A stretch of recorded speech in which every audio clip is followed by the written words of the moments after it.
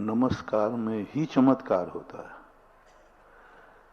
यदि मूर्ति में और भगवानों में इनके चमत्कार की चर्चा करेंगे तो फिर ये सबको एक समान होना चाहिए।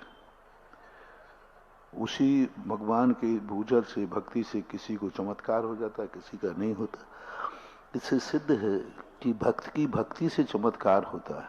शास्त्रों में उल्लेख मिलता है कि मुनिराज जब आहार करने गए तो आज किसी के यहाँ आहार किया तो पंच आश्चर्य हुए, रत्न वृष्टि हुई। उन्हीं महाराज ने कल दूसरे स्थान पर आहार किया तो वहां पंच आश्चर्य नहीं हुए।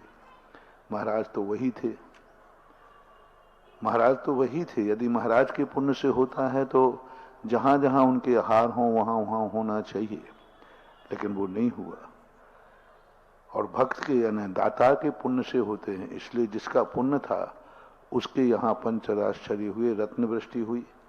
जिसका पुण्य नहीं था या उसकी विशुद्धि नहीं थी तो दूसरे दिन उन्हीं महाराज के आहार होने पर पांच आश्चर्य नहीं हुए।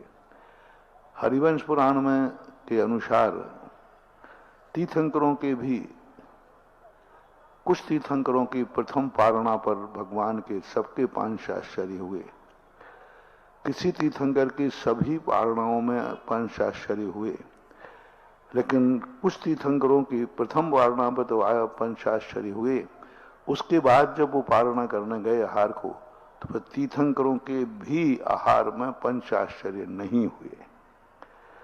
अब ये प्रसंग ऐसे हैं जिन प्रसंगों पर हम विचार करें तो इससे स्पष्ट होता है कि भक्तों की भक्ति से चमत्कार होता है।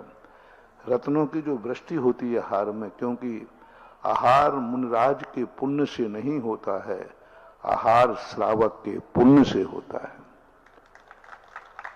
क्योंकि जिसको लाभ होता है उसका पुण्य माना जाता है।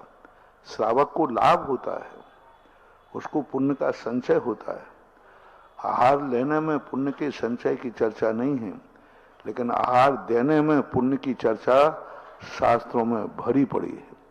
ऐसा कहीं लगा कि आहार लेने में पुण्य का बंध होता है, लेकिन आहार देने में जरूर पुण्य के बंध की चर्चा है। तो इन सारी गवेषणाओं से यह निर्णय होता है कि इसमें नमस्कार में चमत्कार है, ऐसा मानना चाहिए।